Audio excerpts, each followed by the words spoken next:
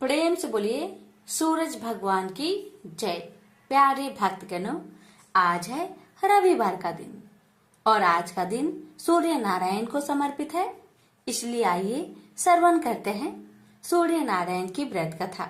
एक समय की बात है, सूर्य भगवान की रानी के मायके से खबर आती है, परंतु रानी सा को मायके जाने की मन नहीं थी। सूर्य नारायण भगवान रानी को यह कहकर मायके जबरदस्ती मायके भेजते हैं कि जाओ, मैं आपके लिए अच्छी अच्छी वस्तुएं भेजूंगा। राना दे अपने पीहर चली जाती हैं। कुछ दिनों पश्चात सूर्य भगवान राना दे के लिए चौपर, पासा, पचेटा, आटी, डोरा आदि कुछ वस्तुएं भेजते हैं। राना दे की भाभियां मजाक करने की इरादे से चौपर, पासे, खिलौने आदि सब सामान निकाल देती है और उनके स्थान पर कंकर, पत्थर और कांटे भर देती है और सारे डिब्बे वापस बंद कर देती है। राना दे ने देखने के लिए हाथ डिब्बे में डाला तो उनके हाथ में कांटे चुभ गए। फिर तो उनकी भाभियां हंसने लगी। फिर तो राना दे को गुस्सा आ गया। कुछ दिनों पश्चात जब सूर्य नारायण राना दे को लेने पधारे तो राना दे तो सूर्य भगवान से बातचीत भी नहीं करती थी। राना दे जब ससुराल गए तो वहां पर भी किसी से भी बात नहीं कर रहे थे। सूर्य नारायण ने अपनी माताजी से पूछा कि माताजी, राना दे आपसे बातचीत करती है क्या? उनकी माताजी ने कहा कि नहीं बेटा, राना दे जब से ससुराल से वापस आई है उसके बाद से बात नहीं कर रही है। सूर्य नारायण कहते हैं कि माताजी, आज उनको बोलना कि चावल की बोरी पड़ी है, साल में से चावल निकाल दे, परंतु ऐसा करते समय चावल टूटने नहीं चाहिए, साबुत निकलने चाहिए। अब राना दे तो रोने लगे। रोते रोते ही वो छत पर चले गए और उन्होंने चिड़ियाओं को बुलवाया। राना दे चिड़ियाओं से कहने लगे कि मैंने कभी तुम्हें चूगा डाला होगा, अब तुम इन चावल को छील दो। ढेर सारी चिड़ियाएं सारे के सारे चावल छीलकर उड़ गए। सूर्य नारायण ने पूछा कि माताजी, राना दे बोली क्या? माताजी कहती है कि नहीं बेटा, वो तो कुछ नहीं बोली। सूर्य नारायण फिर बोलते हैं कि माताजी, अब आप उनको कहना कि 108 छेद वाली मटकियां है, उनमें पानी भर दे। राना दे तो वापस से रोने लगे। तालाब पहुंचकर भी वो रो रही थी। उनको रोता देखकर ढकिया आई और उनसे पूछती है कि आप रो क्यों रही हैं? राना दे ने कहा कि सासू जी ने 108 छेद वाली मटकिया में पानी भरने को कहा है, पानी कैसे टिकेगा? मेढकिया बोलती है कि आप चिंता मत करो, हम छेद पर चिपक जाएंगे, फिर आप आसानी से पानी भर लेना। फिर क्या था, मेढकिया तो छेद पर चिपक गई और राना दे ने पानी से मटके भर दिए। उस दिन भी संध्या काल में सूर्य नारायण माताजी से पूछते हैं कि राना दे बोली क्या? उनकी माताजी कहती है कि नहीं बोली।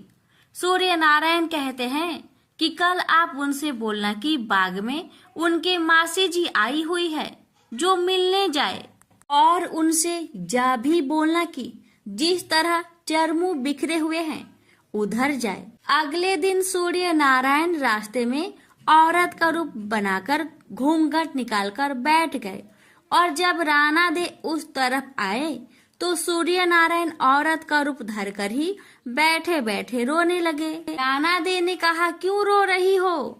कोई मुसीबत आ गई है क्या? आगे राना दे बोले कि मेरे जितनी मुसीबत हो तो क्या करोगे? सूर्य नारायण बोले कि आपके क्या मुसीबत है? राना दे बोले कि क्या बताओ, मैं पीहर नहीं जा रही थी, फिर भी इन्होंने मुझे जबरदस्ती भेजा और बोले कि मैं अच्छी अच्छी वस्तुएं और इनाम भेजूंगा, और डिब्बे में भरकर इन्होंने कंकर, पत्थर और कांटे भेजे। मैंने देखने के लिए हाथ डिब्बे में डाला तो मेरी हाथ में सब कांटे चुभ गए। मेरी भाभियां मेरी मजाक बनाने लग गई। थोड़ी दिनों बाद वापस लेने आए और मैं ससुराल आ गई। सास ने मुझे चावल निकालने को बोला और ये भी कहा कि एक भी चावल टूटना नहीं चाहिए। फिर मुझे 108 छेद वाली मटकिया में पानी भरने के लिए कहा। अब आप ही बताओ, छेद वाली मटकियों में पानी कैसे ठहरता? वो तो मैं ढकिया मटके के अंदर चिपक गई तो मैंने भर दिया। यह कहते ही राना दे तो जोर जोर से रोने लगी। फिर तो सूर्य भगवान ने राना दे का हाथ पकड़ लिया और अपने असली स्वरूप में आ गए। सूर्य भगवान बोले, चुप हो जाओ राना दे, मैंने तो डिब्बों में चौपर पासा, आती डोरा, मिठाइयाँ और अच्छी अच्छी वस्तुएं भेजी थी। आपकी भाभीियों ने ही मजाक करी होगी, मैंने नहीं करी थी। यह बात आप पहले ही बता देती तो इतनी मुसीबत झेलनी नहीं पड़ती। प्रेम से बोलिए सूर्य नारायण की जय। द्वारपर की बात है। भगवान श्री कृष्ण एक बार अपनी बुआ कुंती के आश्रम काम्य वन में पहुंचे। उस समय पांडव लोग अज्ञातवास कर रहे थे।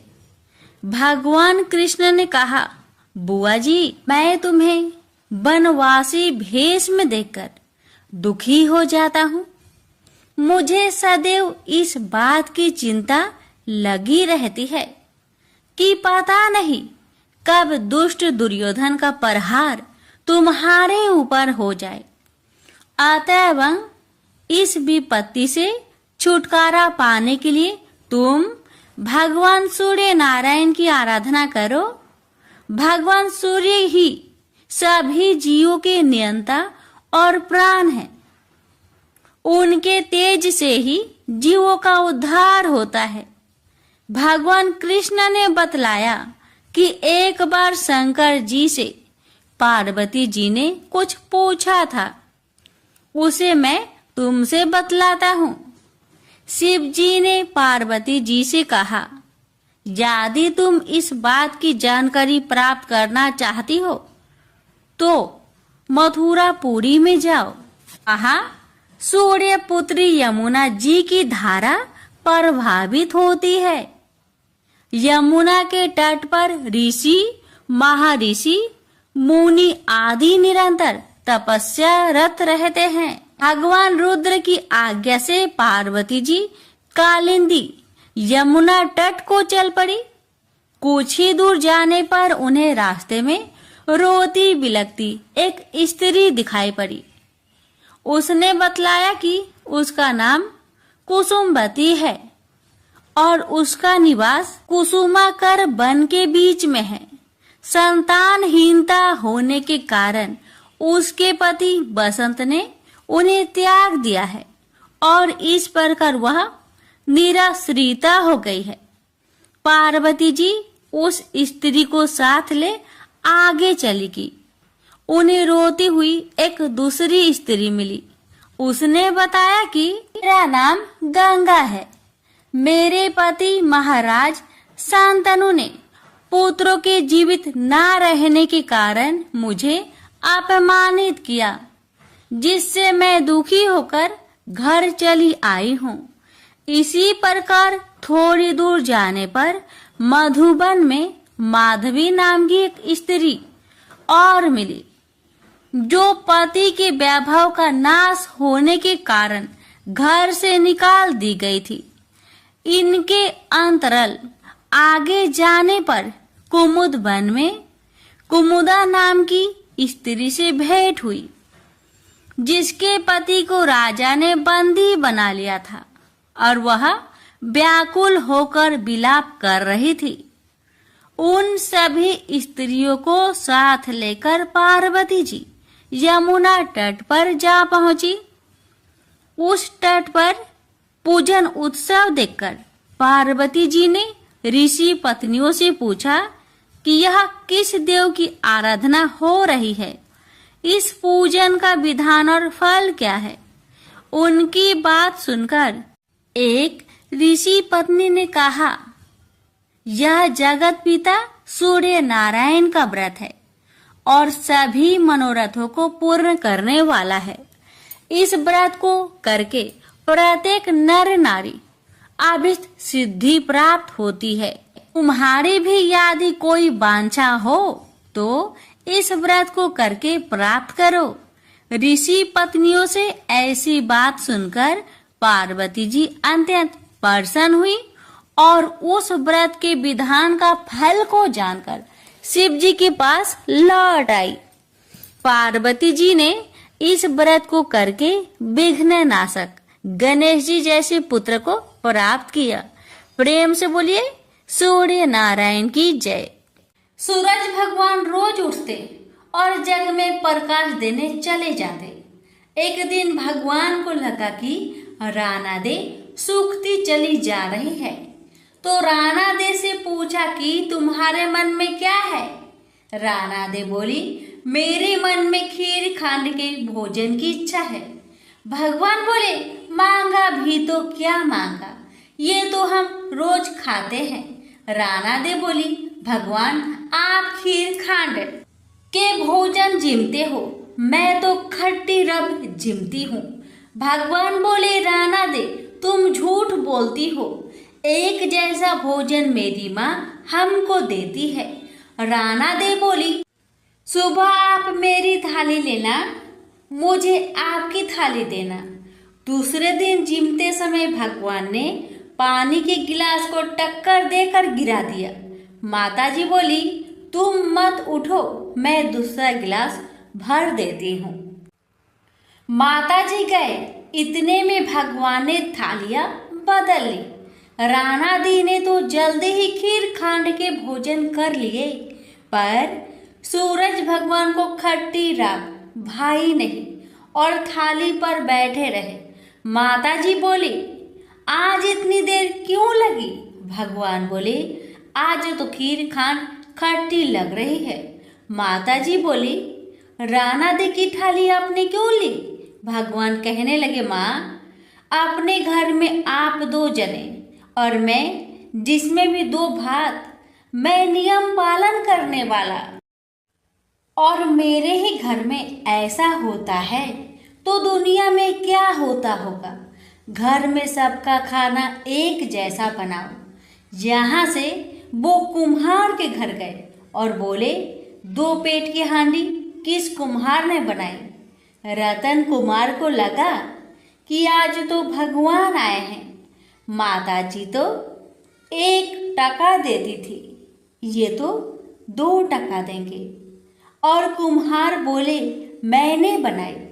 भगवान बोले, आज के बाद 2 पेट की हांडी बनाए तो तेरे सहस्त्र पेट कर दूंगा। कुम्हार बोला, मेरा तो 1 पेट भरना मुश्किल है, सहस्त्र हो गए तो क्या करूंगा? मैं अब 2 पेट की हांडी नहीं बनाऊंगा। इस तरह सूरज भगवान ने दुर्भांत मिटाए। प्रेम से बोली सूर्य नारायण की जय। 2 माँ बेटी थी, सूरज भगवान का व्रत करती थी। सूरज भगवान का व्रत आया, माँ को किसी आवश्यक कार्य से बाहर जाना पड़ा। उसने अपनी बेटी से कहा, बेटी तू 2 रोट बना लेना। बेटी ने 2 रोट बना लिया। उसी समय एक जोगी भिक्षा मांगने आया। उसने माँ के रोट में से एक टुकड़ा तोड़कर जोगी को दे दिया। माँ बाहर से आई और बोली, मेरा रोट दे। तो बेटी बोली, माँ एक जोगी भिक्षा मांगने आया था, आपके रोट में से थोड़ा टुकड़ा उसको दे दिया। ऐसा सुनते ही उसकी माँ ने जिद पकड़ ली और सारा दिन कहने लगी, घी रोटो दे, घी रोटो मेली कोर दे, पूरो दे पर महारो दे। सब ने यही सोचा कि यह पागल हो गई और सब जनों ने मिलकर उसे एक अंधेरी कोठरी में बंद कर दिया। लड़की का एक राजकुमार से विवाह हो गया। उसके पति ने जिद कर ली कि मेरे को अपने ससुराल जाना है। बेटी की मायके में कोई और नहीं था। जब उसने सूरज भगवान से विनती की कि मेरे को 1.25 पहर का मायका दो। जब सूरज भगवान तथास्तु कहकर अंतर्ध्यान हो गए, उसके बाद सूरज भगवान की कृपा से जंगल में महल, बाग बगीचे, माता पिता, भाई बहन, भाभी, भतीजे सब बेटी जमाई के आदर सत्कार करने लगे, अपना प्यार लुटाने लगे। 1.25 पहर का समय बीतने लगा, पर जामाई जी का मन नहीं भरा। बेटी बोली, चलो देर हो रही है। उसको पता था 1.25 पहर होते ही सब खत्म हो जाएगा। वो अपने पति को लेकर जाने लगी। उसके पति ने अपने एक पाँव की मोचरी वहीं छोड़ दी। आधे रास्ते गया और बोला, मेरी मोचरी वहीं रह गई। उसने बहुत समझाया, आपके क्या कमी है, पर वह नहीं माना। वापस जाकर देखा तो वहाँ जोर से हवा चल रही। जहाँ भोजन बनाया वहाँ राख उड़ रही। पेड़ के नीचे उसकी मोचरी रखी थी। उसके पति ने उसका हाथ पकड़ा और पूछा, ये जादू किया तुमने? तब उसने अपने पति को सारी बात बताई। उसके पियर मायका में कोई नहीं है, उसकी एक बावली माँ है। ये तो सूरज भगवान ने उसको 1.25 पहर का मायका दिया। उसने और उसके पति ने सूरज भगवान से प्रार्थना की और सूरज भगवान की कृपा से उसकी माँ ठीक हो गई और उसको बहुत सारी धन दौलत देकर विदा किया। हे सूरज भगवान, जैसा लड़की को दिया वैसा सबको देना। कहानी कहते सुनते पुकारा भरते सभी के परिवार को देना। प्रेम से बोलिए सूर्य नारायण की जय। प्राचीन काल में एक नगर में एक वृद्धा रहती थी। उसका नियम था कि वह हर रविवार घर आंगन गोबर से लिपकर भोजन तैयार करती और सूर्य देव को भोग लगाकर ही भोजन करती थी।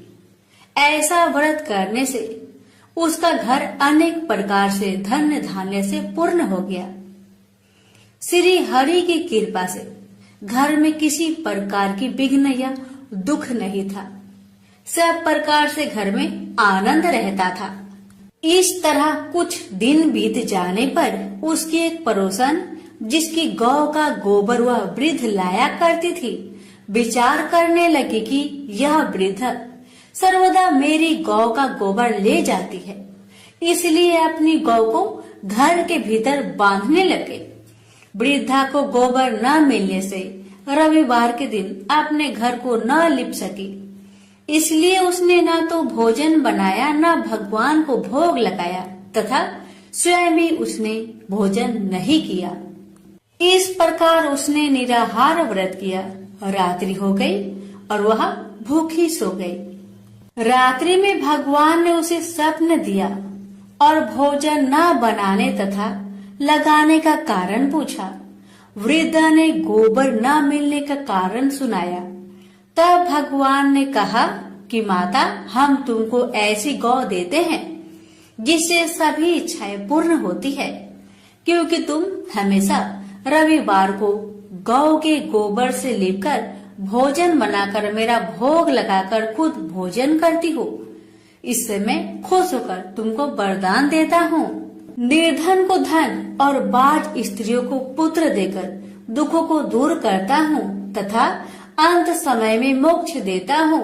सपने में ऐसा वरदान देकर भगवान तो अंतर्ध्यान हो गए और वृद्धा की आँख खुली तो वह देखती है कि आंगन में एक अति सुंदर गौ और बछड़ा बंधे हुए हैं। वह गाय और बछड़े को देखकर अति प्रसन्न हुई और उसको घर के बाहर बांध दिया और वही खाने को चारा डाल दिया।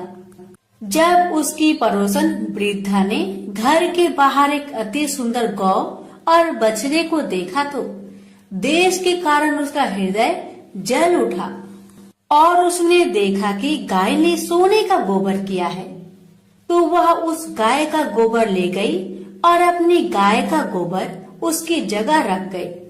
वह नित्य प्रति ऐसा ही करती रही और सीधी साधी वृद्धा को इसकी खबर नहीं होने दी। तब सर्वव्यापी ईश्वर ने सोचा कि चालाक पड़ोसन के कर्म से वृद्धा ठगी जा रही है, तो ईश्वर ने संध्या के समय अपनी माया से बड़े जोर की आंधी चला दी। वृद्धा ने आंधी के भय से अपनी गौ को भीतर बांध लिया। प्रातःकाल जब वृद्धा ने देखा कि गौ ने सोने का गोबर दिया, तो उसके आश्चर्य की सीमा न रही और वह प्रतिदिन गौ को घर के भीतर ही बांधने लगी। उधर पड़ोसन ने देखा कि बुढ़िया गौ को घर के भीतर बांधने लगी है और उसका सोने का गोबर उठाने का दांव नहीं चलता, तो वह ईर्ष्या और डर से जल उठी और कुछ उपाय न देखकर पड़ोसन ने उस देश के राजा की सभा में जाकर कहा, महाराज, मेरे पड़ोस में एक वृद्धा के पास ऐसा गौ है जो आप जैसे राजा के ही योग है। वह नित्य सोने का गोबर देती है। आप उस सोने से प्रजा का पालन करिए। वह वृद्धा इतने सोने का क्या करेगी? राजा ने यह बात सुनकर अपने दूतों को वृद्धा के घर से गौ लाने की आज्ञा दी। वृद्धा प्रातः ईश्वर का भोग लगा भोजन ग्रहण करने जा ही रही थी कि राजा के कर्मचारी गौ को खोलकर ले गए। वृद्धा काफी रोई चिल्लाई, किंतु कर्मचारियों के समक्ष कोई क्या कहता। उस दिन वृद्धा गौ के वियोग में भोजन न खा सकी और रात भर रो रो कर ईश्वर से गौ को पुनः पाने के लिए प्रार्थना करती रही। उधर राजा गौ को देखकर बहुत प्रसन्न हुआ, लेकिन सुबह जैसे ही वह उठा, सारा महल गोबर से भरा दिखाई देने लगा। राजा यह देख घबरा गया। भगवान ने रात्रि में राजा को सपने में कहा कि हे राजा, गाय वृद्धा को लौटाने में तेरा भला है। उसके रविवार के व्रत से प्रसन्न होकर मैंने उसे गाय दी थी। प्रातः होते ही राजा ने वृद्धा को बुलवाकर बहुत से धन के साथ सम्मान सहित गौ बछड़ा लौटा दिया। उसकी पड़ोसिन को बुलाकर उचित दंड दिया। इतना करने के बाद राजा के महल से गंदगी दूर हो गई। उसी दिन से राजा ने नगरवासियों को आदेश दिया कि राज्य की तथा अपनी समस्त मनोकामनाओं की पूर्ति के लिए रविवार का व्रत रखा करो। व्रत करने से नगर के लोग सुखी जीवन व्यतीत करने लगे। कोई भी बीमार तथा प्रकृति का प्रकोप उस नगर पर नहीं होता था। सारी प्रजा सुख से रहने लगी। प्रेम से बोलिए सूर्य नारायण की जय। आप सुनिए सूर्य नारायण की आरती। जय जय जय रवि देव, जय जय जय रवि देव, रजनीपति मदहारी, सतलद जीवन दाता, पद पद मन मधुकारी, हे दीन मन दाता, जग के हे रवि देव, जय जय जय स्वादेव। नभ मंडल के बानी, ज्योति प्रकाशक देवा, निज जन हित सुख राशि, तेरी हम सब सेवा करते हैं रवि देव। जय जय जय रवि देव, कनक बदन मन मोहित, रुचिरी प्रभा प्यारी, नित मंडल से मंडित, अजर अमर छवि धारी, हे सुरवीर रवि देव, जय जय जय रवि देव, जय जय जय रवि देव, जय जय जय रवि देव। रजनीपति मदहारी, सतलत जीवन दाता, प्रेम से बोलिए सूर्य नारायण की जय।